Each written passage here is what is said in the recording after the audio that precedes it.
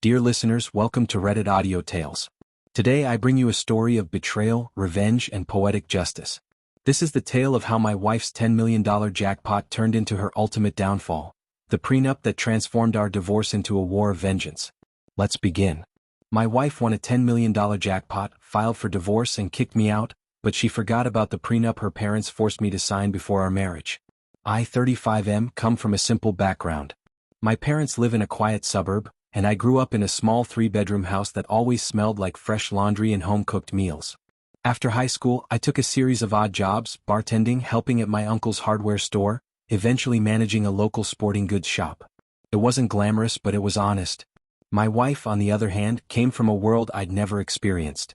Her parents owned multiple properties, drove fancy cars, and hosted large, ostentatious parties a few times a year. Let's call them my father-in-law, FL, and mother-in-law, MO. My FL was a tall, imposing figure, socially and physically, exuding a quiet dominance in any room. He'd make casual remarks that were more like veiled threats or manipulations. My ML was similarly skilled at subtle disapproval. Just one raised eyebrow could make people shrink. They were never overtly cruel in front of me, but I felt their disapproval lurking beneath polite conversation.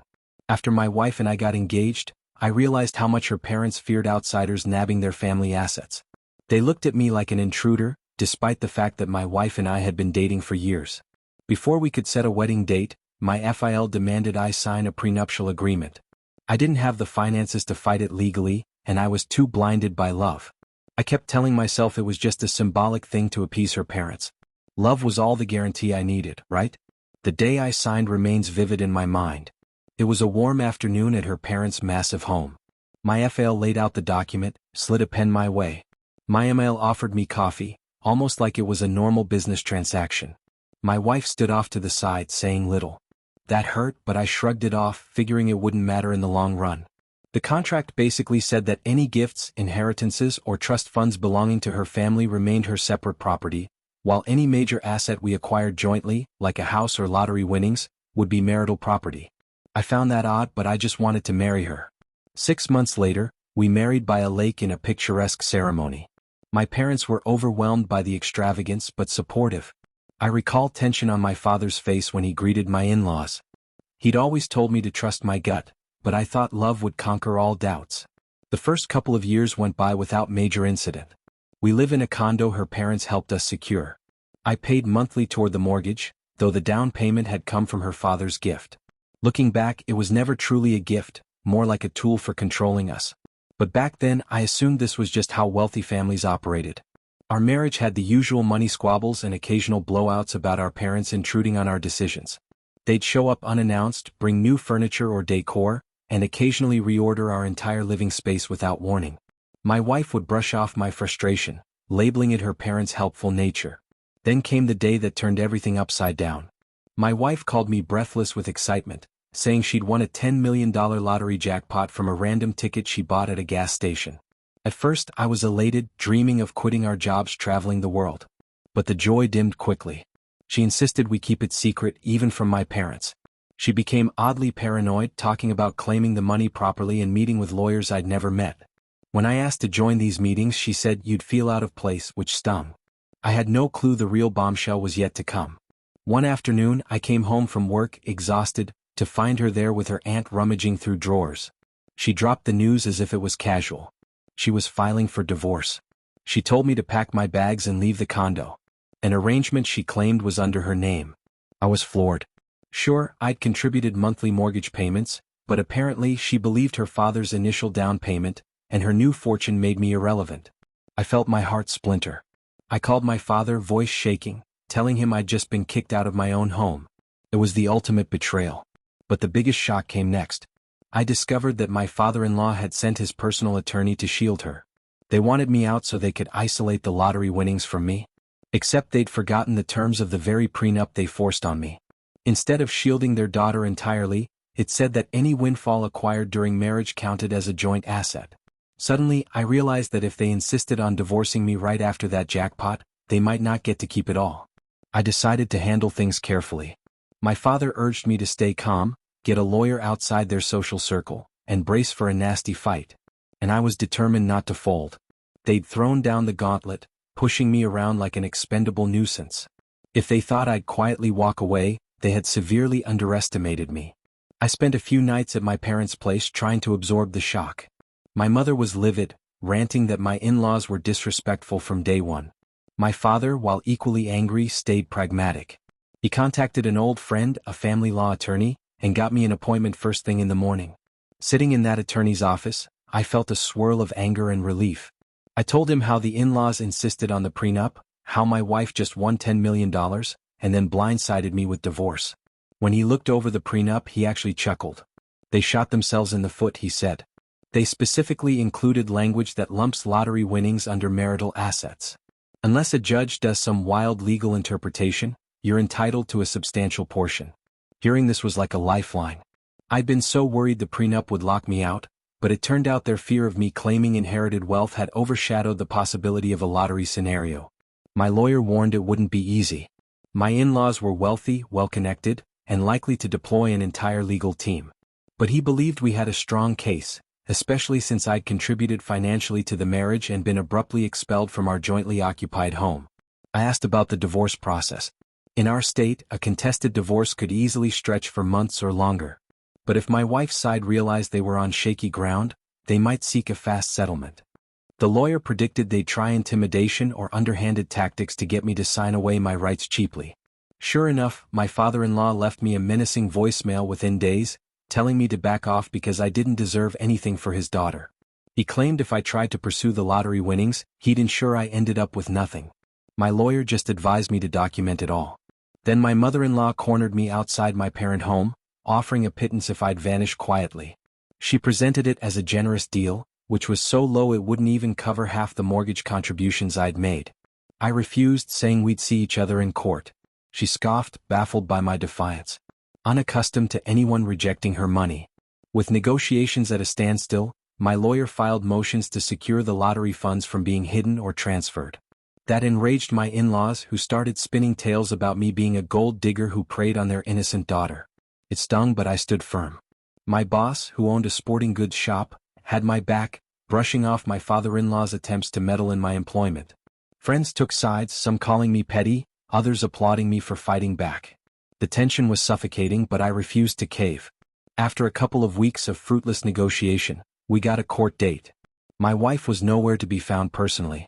She was practically under her parents' protective wing, ignoring all direct communication with me. She had her lawyers do the talking, claiming I was the leech who'd contributed nothing to the marriage. My lawyer pushed back with financial records, timeshare of bills, and the explicit prenup clause about windfalls. We also highlighted how I'd been violently shut out of the condo. The judge ordered both sides to prepare for a more formal hearing on asset division. In one last attempt at intimidation, my father-in-law threatened my boss again, who promptly told him to get lost. That only fueled my father-in-law's anger. My lawyer said we needed to proceed carefully, but that he was confident a judge would see through their scare tactics. Nothing could have prepared me for the final showdown in court, but at least I knew the law was, ironically, on my side, thanks to the very prenup they'd forced on me. Weeks passed, and the tension around the upcoming hearing reached a fever pitch. My wife still avoided direct contact with me, yet her lawyers bombarded mine with motions. They insisted the lottery win was separate property because she purchased the ticket, ignoring the prenup language that any major windfall during marriage was marital. Meanwhile, my father-in-law tried to smear my reputation among friends and business contacts, peddling the narrative that I was a gold digger who'd married into the family solely for money. During this period, I felt a swirl of frustration and motivation. If they believed they could bully me out of my rights, they were mistaken. I had documents showing how I'd contributed to our shared life: utility bills, groceries, partial mortgage payments. My attorney and I pored over every detail of the prenup. He pointed out a critical sentence specifying all financial windfalls, including but not limited to lottery or game show winnings, shall be considered marital assets unless expressly designated otherwise. It was like my in-laws had left a back door open without realizing it. A week before the hearing, we had a preliminary status conference. My wife arrived with her parents and a posse of lawyers, 4 attorneys, plus a financial advisor. They looked at me with that same air of superiority, but their expressions faltered when my lawyer calmly produced the prenup text, highlighting the exact clause about lottery proceeds. The judge listened quietly, seemed unimpressed by their attempts to dismiss it, and ordered that all substantial assets remain frozen until the hearing. That same afternoon, my mother-in-law cornered me outside the courthouse, insisting we should talk like adults. She tried offering a lump sum even lower than before, labeling it generous for someone of my background. I refused again, telling her we'd let the judge decide. She snapped that I was destroying the family, as if I were the one who blindsided her daughter with a divorce. The hypocrisy made my blood boil, but I kept my cool. My lawyer had warned me not to engage in heated exchanges that could be twisted against me later. Behind the scenes, I was worried my in-laws might try to stash the lottery winnings in secret accounts. My lawyer, anticipating that possibility, requested court orders preventing any large transfers. We also arranged to have a forensic accountant ready if we suspected them of hiding funds. My father-in-law's anger flared.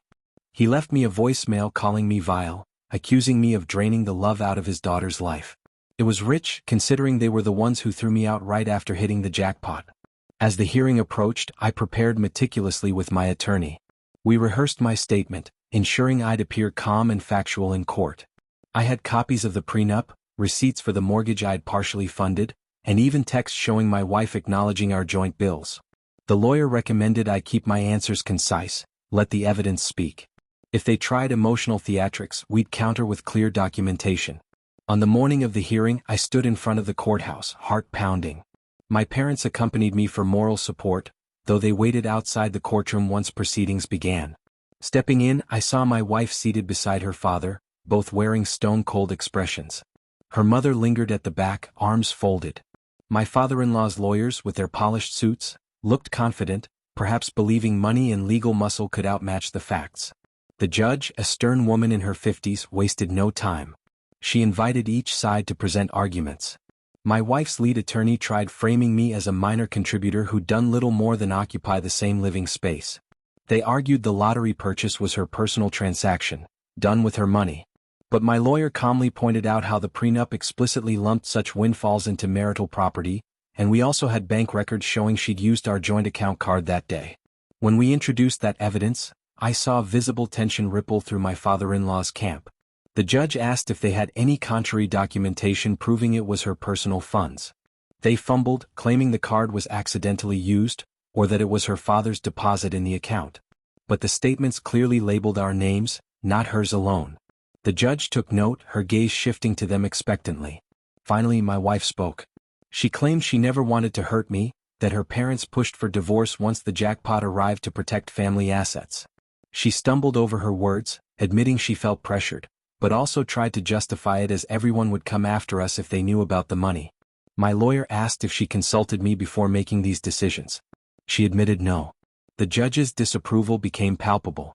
By midday, it was clear the prenuptial agreement was a double-edged sword for them. The very document they'd enforced to isolate their wealth now threatened to place a massive chunk of lottery winnings in my hands. The judge scheduled a subsequent hearing for final decisions, stating she was inclined to treat the lottery as a major marital asset subject to equitable distribution. Outside, my father-in-law walked past me muttering, "This is far from over." But his confidence was cracked. In the weeks leading up to the final ruling, their desperation escalated. My father-in-law's lawyers tried everything. Filing motions to reconsider the prenup's wording, claiming intent hadn't been to include lottery proceeds. The judge denied these motions, pointing to the plain language. My mother-in-law tried cornering me again, warning me I'd regret it if I broke their family. I told her point blank that they'd started this by kicking me out and blindsiding me with divorce. My wife tried reaching out, leaving emotional voicemails saying she didn't want things to end so bitterly that if we just come to a private arrangement, we could still salvage some relationship. I'd have considered it if they'd treated me fairly from the start. But after the intimidation, the lies, and the forced eviction, my trust was gone. My lawyer advised me not to engage in these back-channel talks. We had a strong legal position. No reason to settle for crumbs. Finally, the day of the final hearing arrived. The courtroom was packed with attorneys for both sides. My father, mother, and a few friends came to support me, seated quietly in the back. The judge took the bench, reviewed the updated filings, and allowed final statements. My father-in-law's lead lawyer tried one last gamble, painting me as some cunning opportunist who only discovered the prenup's loophole after benefiting from the family's generosity. My lawyer countered with the straightforward facts. 1. They forced me to sign the prenup. 2. It explicitly included lottery or any windfall as shared property. And 3. My father-in-law financed part of our condo, yet I contributed monthly, so it wasn't a purely separate asset either. Moreover, the swift divorce filing right after the jackpot was textbook evidence of their plan to isolate me from the winnings. The judge listened patiently, then delivered her ruling. She declared the lottery winnings clearly fell under marital assets per the prenup's language. She criticized my in-laws for trying to twist the agreement they themselves had drafted. She also found that my wife's immediate eviction of me from the condo was unreasonable, and that I was entitled to reimbursement for my portion of the mortgage and other marital contributions. In short, the judge set forth an order. I'd receive a substantial percentage of the lottery payout plus reimbursement for my share in the condo. We parted ways with a finalization date set a few weeks later just to process paperwork. My father-in-law's face was thunderous. My mother-in-law looked outraged, whispering furiously to him. My wife stood there, tears in her eyes, maybe from genuine regret or maybe from anger at losing so much money. I felt a swirl of vindication and sadness. We once loved each other, but greed, parental influence, and their attempts to exploit me shattered everything. In the aftermath, their lawyers tried to propose a slightly modified settlement, likely hoping I'd accept a smaller sum to avoid further drama. My lawyer recommended we finalize the judge's ruling as is. We had no incentive to reduce it. The only concession I made was giving up all interest in the condo. I never wanted to set foot in that place again. They cut me a check for an impressive sum. Was it half the jackpot? Not exactly, but it was big enough to let me rebuild my life comfortably. Throughout it all, I realized that my in-laws, in their arrogance, believed wealth insulated them from consequences. They didn't expect me to fight back effectively. The prenuptial agreement they insisted on ironically became the very instrument that secured my share of the winnings, poetic justice, if ever there was. My wife, as far as I know, remains under her parents' wing. She's lost face in her social circle for the fiasco that erupted. Some mutual acquaintances told me she's struggling with guilt, but I doubt she'll ever openly admit her family's role in orchestrating this. I used part of the settlement to help my parents upgrade their home as gratitude for standing by me. Another portion I invested. And though the entire ordeal left me scarred, changing how I viewed trust, marriage, and money, I take comfort in knowing I stood my ground. I refused to be bullied into accepting table scraps. While it was excruciatingly painful, the final outcome felt like a triumph over tyranny. Now free from my in-laws' manipulative grasp, I'm moving forward. I've returned to a simpler life, ironically reminiscent of my pre-marriage days. But I'm stronger, wiser, and not at all the naive man they assumed they could steamroll. If they recall anything about me, let it be that they inadvertently gave me the legal weapon to ensure I wasn't left penniless. They started the war. I finished it. And that's the end of this story, and I see you in next story.